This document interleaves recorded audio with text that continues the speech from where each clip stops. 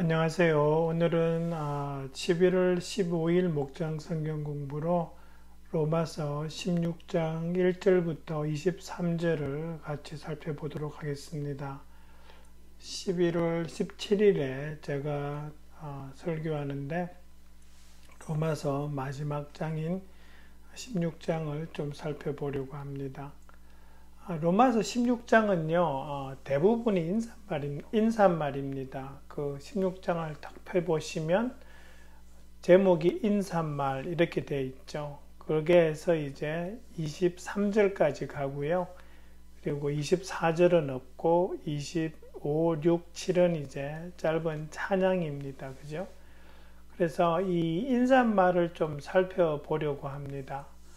특별히 인사말 안에 나오는 내용이 많은데 이 안에서 어떤 내용이 언급되는지 그리고 그 인사말 안에서 우리가 뭘 살펴볼 수 있는지를 좀 알아보려고 하는데요.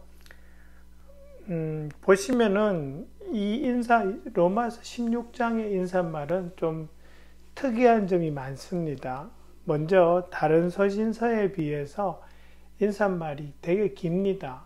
그리고 그 안에 언급되는 사람 숫자만 해도 이름만 나오는 사람이 34명입니다. 그리고 이제 그 뒷부분에 가서 그 16장 21절부터 23절에 나오는 사람들의 이름은 사도 바울이 그 편지를 쓸 때 고린도에 함께 있던 사람들의 이름입니다. 그 사람들이 약 8명 정도 나옵니다. 대부분 우리에게 익숙한 이름들이고요. 그리고 이 6절까지, 15절까지 내용에서 나오는 이름들은 그 로마 교회에 있는 사람이죠. 근데 이제 그 중에 그 이름이 이제 26명이 되고요.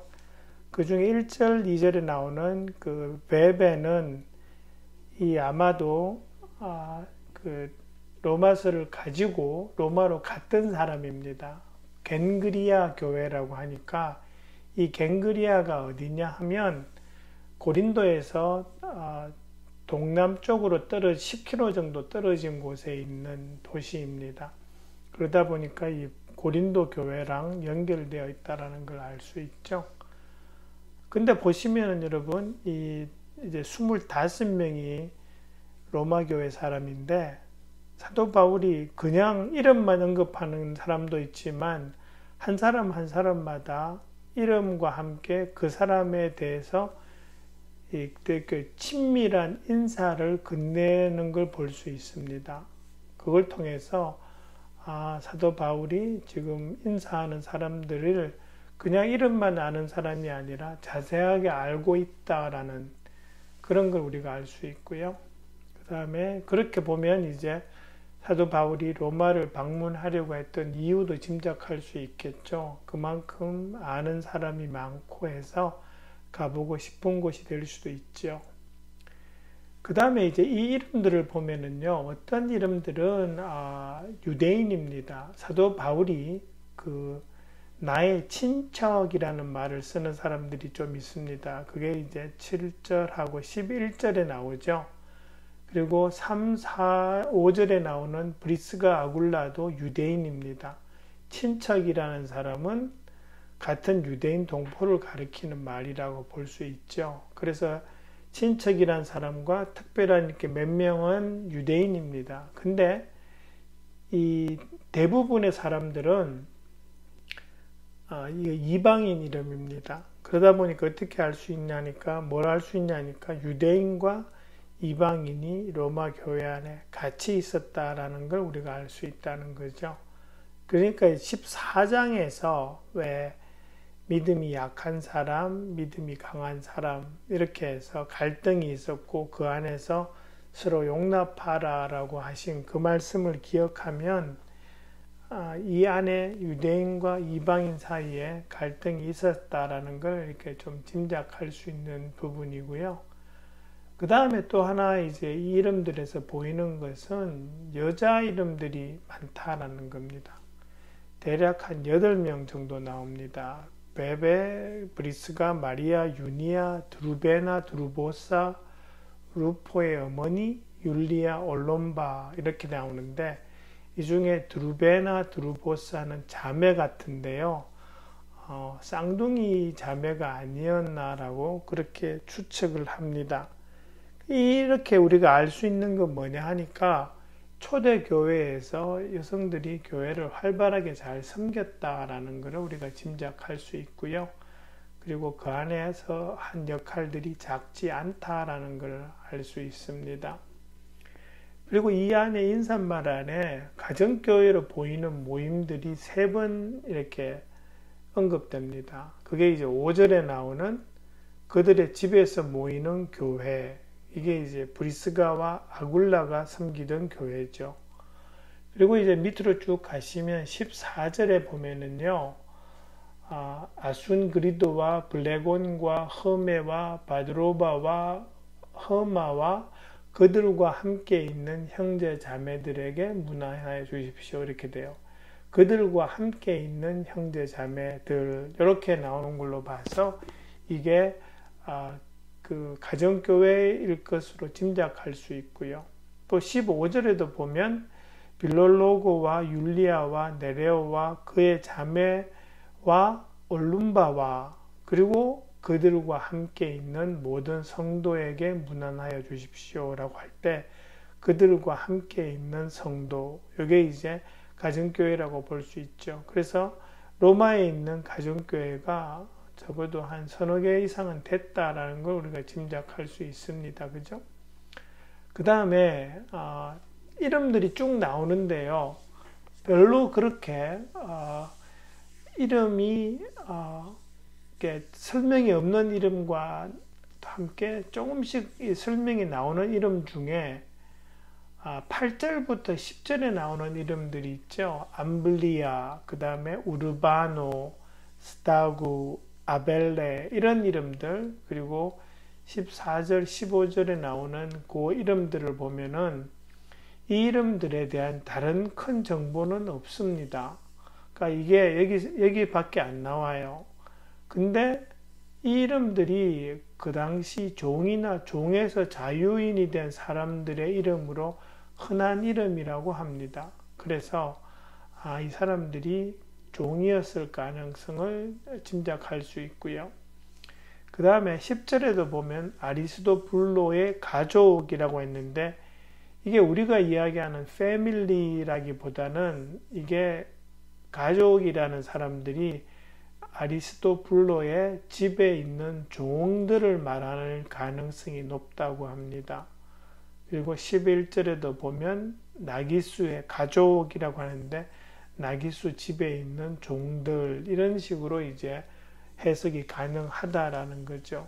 그러면서 이 이름들과 이 가족이라는 이름 언급을 통해서 로마 교회 안에 여러 신분의 사람, 또 이렇게 보면은 신분이 조금 높게도 예상할 수 있는 사람들, 그리고 유대인, 이방인이면서도 종인 사람, 또 종에서 해방된 사람, 이런 식으로 여러 신분의 사람들이 섞여 있는 것이 로마 교회라는 걸 알 수 있습니다.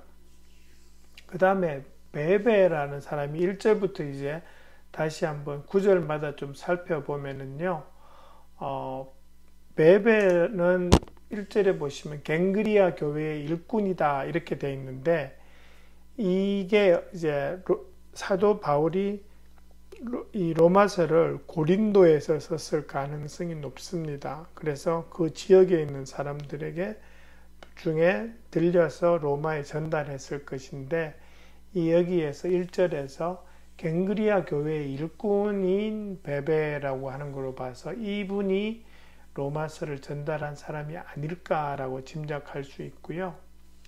일꾼이라고 하는 이 부분에 보시면 그 주가 달려 있을 겁니다. 성경책에. 그래서 이게 servant라고 볼 수도 있고요. 디콘, 즉 집사라고도 번역이 가능한 단어입니다.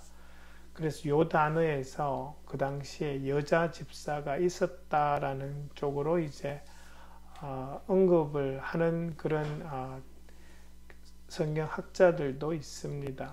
근데 요 부분밖에 없어서 여자 집사가 있었다라는 그 설득력이 그렇게 높지는 않습니다. 그 다음에 보시면 2절에서 이 베베가 뭐한 사람이냐 하니까 여러분에게 어떤 도움을 원하든 도와주시기 바랍니다 하고 하면서 뒤에 가서 많은 사람을 도와주었고 나도 그에게 신세를 많이 졌습니다. 이렇게 돼요. 근데 요 많은 사람을 도와주었고 라고 하는 그 단어에서 이 도와줌이 물질적인 도와줌이라는 의미가 섞여 있다고 합니다. 그래서 이 베베라는 여자가 물질적, 경제적으로 좀 풍부한 사람이라서 물질로 이 주님의 일꾼들을 스포트했을 것으로 그렇게 짐작할 수 있습니다. 그 다음에 이제 3절부터 이제 익숙한 이름이 나오죠. 여기서 브리스가라고 되어 있는데 이건 브리스길라의 다른 이름입니다. 그죠? 그래서 아굴라와 브리스길라 이 두 부부 유명하죠. 신약 성경에서. 이 사람들은 사도 바울 만나기 전부터 믿는 사람이었습니다. 그 사도행전을 보시면 이 사람들이 로마에서 살다가 글라우디아 황자가 모든 유대인은 로마를 떠나라는 칙령을 내리는 바람에 쫓겨났습니다. 그래서 고린도에 와 있다가 고린도에서 이제 사도 바울을 만나죠. 그 사도 바울이 2차 전도 여행 막바지에 이제 고린도에 와서 시간을 많이 보내잖아요. 그러면서 이제 고린도에서 사도 바울하고 동역하고요. 나중에 사도 바울이 에베소 갈 때 같이 갑니다. 그리고 에베소에서 사역하고 그 다음에 이제 로마에 와 있는 거죠. 그러니까 글라우디아 황제가 죽고 난 다음에 그 칙령이 이제 효력을 상실하면서 로마로 돌아왔다라는 걸 알 수 있고요. 5절에서 보시면 그들의 집에서 모이는 교회 이렇게 돼요. 이 사람 집이라는 거죠. 그러니까 이 당시에 집을 소유했다라는 걸로 봐서 좀 비교적 부유한 그런 부부인 것으로 짐작할 수 있습니다. 그리고 사도행전을 보면 아굴라는 사도 바울과 같은 직업을 가진 사람 이렇게 나옵니다. 사도 바울이 텐트 메이커잖아요. 그죠? 천막 만드는 사람입니다. 그래서 이렇게 해서 자기의 생계를 유지했다라는 걸 우리가 알 수 있고요. 그 다음에 조금 이제 살펴보고 싶은 부분이 어디 있냐 하면 저기 7절에서 친척이며 한때 나와 함께 갇혔던 안드로니거와 유니아라고 나오는데 이 사람들이 되게 훌륭한 사람들이었던 것 같아요. 거기에 보시면 사도들에게 좋은 평을 받고 있고 이렇게 돼 있죠. 네, 그런 사람이라는 게 이제 중간에 나오지만 제가 슬라이드에는 설명을 안 해드렸고요. 그 다음에 이제 관심 있는 부분이 누구냐 하니까 13절에 나오는 루포입니다. 그 사도 바울하고 이 가족하고 되게 친했던 것 같아요. 그 뭐라고 하냐니까 루포의 어머니는 곧 나의 어머니이기도 합니다라고 사도 바울이 이야기합니다. 그만큼 영향을 많이 받았다라는 거죠. 근데 이 루포는 마가복음 15장 21절에 나오는 그 언급된 루포와 동일 인물일 것으로 짐작합니다. 그 마가복음 15장 21절이 무슨 내용이냐니까 예수님께서 십자가 지고 지금 달리시러 가는 길에 힘들어 하시니까 로마 군인들이 옆에 서 있던 사람을 잡아다가 예수님의 십자가를 지게 합니다. 근데 마가복음에는 뭐라고 나오냐니까 그 사람을 알렉산더와 루포의 아버지 구레네 사람 시몬 이렇게 돼요. 그죠? 근데 그러니까 예수님 대신 강제로 십자가를 진 사람이 이 루포의 아버지 시몬입니다. 근데 이 마가복음은 언제 적혔냐 하니까 주후 한 50년대 중반에서 후반입니다. 그 말은 예수님 돌아가시고 난 다음에 약 20년에서 25년 지난 시점에 이 마가복음이 적혀있습니다. 그러면 근데 지금 알렉산더와 루포의 아버지라고 적는 거로 봐서 이 크리스찬 사람들 사이에, 특별히 크리스찬 리더들 사이에 알렉산더와 루포가 유명하다라는 것을 알 수 있죠. 그죠? 그러니까 어떻게 짐작을 할 수 있냐니까 이 구레네 사람 시몬이 강제로 십자가를 졌고요. 그 다음에 이 사람이 예수님을 믿었고요. 그러면서 알렉산더와 루포 그 아들들이 예수님 믿고 그러면서 이 크리스찬 리더십을 가졌겠죠. 그리고 난 다음에 사람들 사이에서 유명해졌다라는 거죠. 그래서 이제 알렉산더와 루포의 아버지라고 나오는데 초대 교회 기록에 의하면은 이 알렉산더하고 루포가 나온다고 합니다. 그리고 알렉산더가 일찍 순교를 했다고 나오고요. 루포는 이 스페인 지역으로 가서 교회에 감독을 했다라는 그런 기록이 있다고 합니다. 그리고 로마서 16장 19절을 보시면은요, 그게 뭐라고 나오냐 하니까 나는 여러분이 선한 일에는 슬기롭고 악한 일에는 순진하기를 바랍니다. 이렇게 돼 있어요. 근데 이 슬기롭다라는 말이 능숙하다라는 의미를 포함합니다. 그리고 순진하다라는 것은 섞이지 않고 깨끗하다라는 의미가 있어요. 그게 무슨 말이, 그러니까 이 말이 어떻게 되냐니까 선한 일에는 능숙하고, 그러니까 선한 일은 하는데 익숙해져서 잘하고, 악한 일에는 그것과 섞이지 않게 깨끗한 사람, 이런 말씀으로 지금 사도 바울이 하고 계시다라는 걸 우리가 알 수 있다라는 거죠.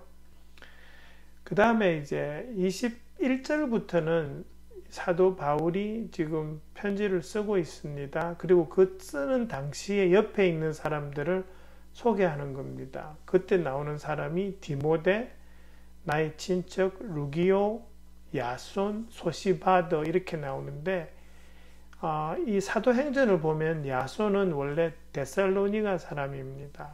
사도행전 17장 5절 6절에 나오고 있고요. 그 사람 집이 데살로니가에 있다고 나옵니다. 그리고 소시바드라는 사람은 소바드라고도 적혀 있습니다. 사도행전 20장에. 이 사람은 근데 베레아 사람이라고 나옵니다. 근데 지금 사도 바울이 현재 있는 장소는 고린도입니다. 그죠? 둘 다 지금 고향을 떠나서 사도 바울과 함께 동역하고 있다라는 것을 알 수 있고요. 그 다음에 16장 23절에 보시면 가이오라는 사람이 나오죠. 이 사람은 고린도전서 1장 14절에 언급된 사람입니다. 사도 바울이 자기가 가이오하고 다른 한 사람 밖에는 침례를 주지 않았던 걸 다행스럽게 생각한다라는 그런 말을 해요. 그러니까 이제 이 가이오라는 사람은 고린도 사람입니다. 그죠?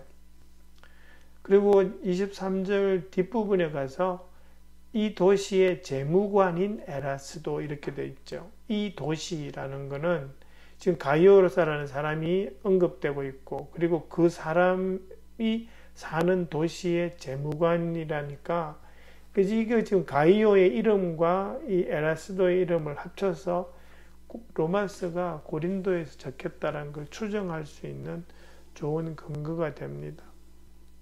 그리고 로마의 그 역사책에 보면 어떤 내용이 나오냐니까 고린도에 에라스도라는 재무관이 자기가 이렇게 공직에 맡았다라는 것을 기뻐하고 감사해서 헌금을 내서 바닥이 길을 깔았다라는 그런 기록이 나온답니다.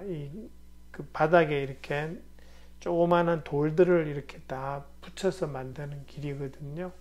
그런 거를 보면서 이제 에라스도라는 사람이 언급된다고 하는데 그 에라스도가 지금 이 에라스도인지는 장담은 할 수 없지만 추정은 가능한 그런 상태입니다. 그래서 여러분 함께 살펴볼 것은 이름도 중요하지만 이러한 인사말을 통해서 우리가 그 로마 교회의 상황, 그리고 그 당시 사도 바울과 함께 사역하고 있었던 여러 사람들에 대해서 그들의 어떤 상황, 그리고 사역하는 자세, 이런 것을 알아볼 수 있는 것이 이 사도행전 16장이라고 볼 수 있습니다. 그래서 내용들이 많지만 여러분들이 하나하나 이렇게 살펴보시고 목장 식구들에게 잘 전달해 주시면 감사하겠습니다. 네, 수고해 주시기 바랍니다. 감사합니다.